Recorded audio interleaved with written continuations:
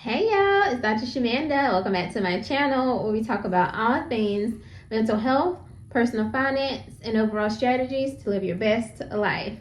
Alright y'all, so I am back with another video in this new series all about minimalist lifestyle. Now, this is something that I know a lot about because I've honestly been living this lifestyle for at least 3 to 5 years, if not forever. For one, it was out of necessity, to be honest, because I was a single mom for so many years. My children are actually 17 and 18. I know I don't look like it, but yes. And so for a lot of time, it was like I just didn't even have the money to buy all these extra things. I couldn't buy a luxury bag. I couldn't go travel all these places and do all that stuff because I had 2 kids to take care of and myself and putting myself through school and all those type of things. So, it wasn't even an option. Now, here's the thing. There did come a time more recently over the past, I would say 7 years or so, where my income grew as I, finished school and got licensed and started working in my profession. I had more money and I could have done a whole lot more, but because I had gone through that phase where I struggled as a single mom and I knew what not having enough looked like, I think honestly, to be very transparent, I developed a scarcity mindset. I was like, okay, I got this money. Yes, I paid all my bills, but I'm still gonna keep this because what if something happens? I'm scared and I don't have anybody to call on and I don't have anybody to depend on. I gotta keep this. I'm not gonna take myself out to eat. I'm not gonna travel. I'm not gonna do anything because I'm scared. So it went to the opposite extreme. So, I have since found a very much a balance, but I still adapted and retained my minimalist lifestyle and mindset because honestly, I just don't think we need a whole lot of stuff to be happy. I prefer very simple living. That's just me. But I do enjoy experiences, and that's what I'm opening myself up more to now. So, with that being said, in this video, I'm going to share 5 things that I stopped buying in order to get closer to my debt freedom journey or goal and to get closer to financial freedom and time freedom. These are things that I have either completely cut out of my budget or I've shifted those things in some way. So let's get started. The first thing I'm going to share is my hair and nails. So I have one of my best friends was my hairstylist. If she watches the video, she's gonna kill me. But anyway, she knows. She already knows how I am about money. I ended up finding a Dominican hairstylist closer to me, so that saved me an hour drive essentially. Actually, 2 hours because to and from. And they charged literally half of what she was charging. Now, she is phenomenal. She is a natural hairstylist and she's worth every penny. But because I'm on my debt payoff journey, I was like, I'm literally only getting a blowout. I love my hair. Anybody know I love my hair. Like, let's be for real. But right now, in this season of my life, I gotta make some cuts. So I changed hairstylists and went to the Dominican, and I could walk in at any time. That type of thing is right down the road from where I live. Again, I don't have to drive, so it's saving me gas money, time, and literally half the amount of money. I'm saving about $75. And if I was getting my hair done twice, I'm saving about $150 a month. So you do the math. So that's one thing. And as far as nails, I literally get my nails done like once a month, if that.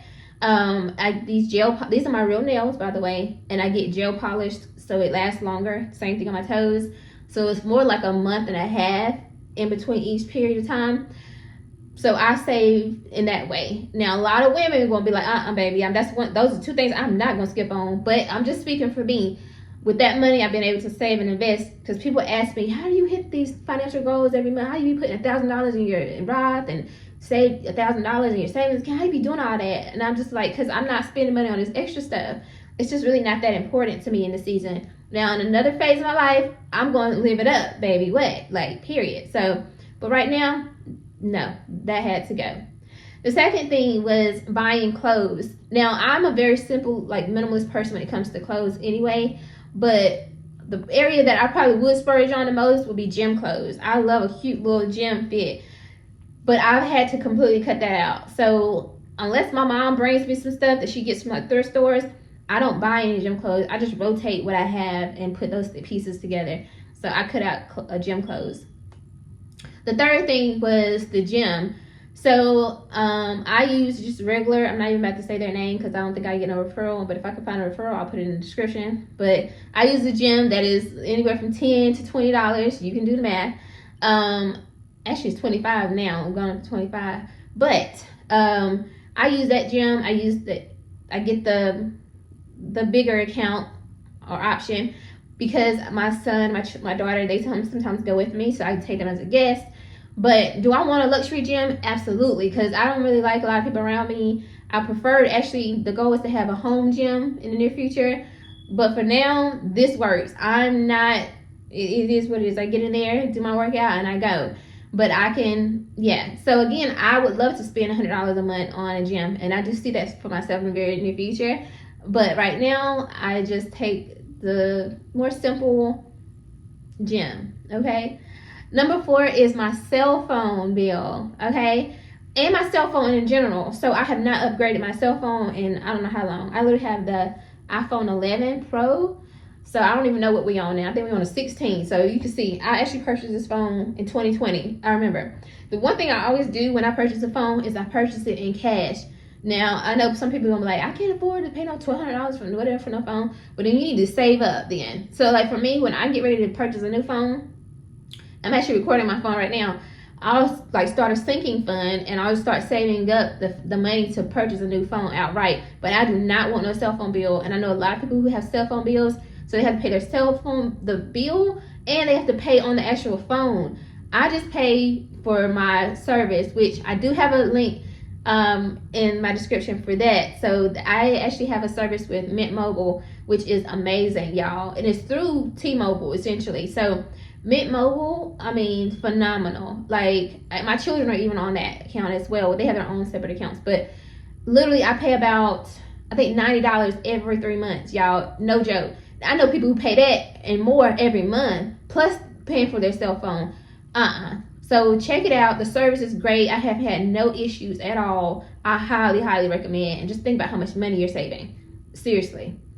The 5th thing is, I mean, don't judge me. It's just a mindset thing. It's just what it is. The 5th thing I've cut or stopped buying, I'm not even buying it, but you know what I mean. I stopped dating. I mean, okay, listen. Somebody will be like, well, you're looking good. I imagine somebody might say, looking as good as you shouldn't be spending the money at all anyway. No, I'm not gonna, no. I mean, I have paid, whatever. I mean, I'm just, anyway, that's a whole nother topic. But even if you're not paying for the actual date, you're not paying for the meal, whatever, it still costs money to date. You still gotta drive there, because I'm not giving nobody my address, like, not up front, not early on. So I still gotta drive there, that's gas. Still gotta make sure my hair, my nails, my toes are done, everything like that before I go. So it still costs money to date, I think. And personally, it's not worth it for me right now. Like, I gotta really, really like you. I gotta really see some like potential in you. Matter of fact, I'm about to be like these women who be like, I'm gonna need you to send money to get my nails done, all that. I was kidding. I don't think I could do that. I don't think I could be that woman. I don't know, but I can see why they do it though.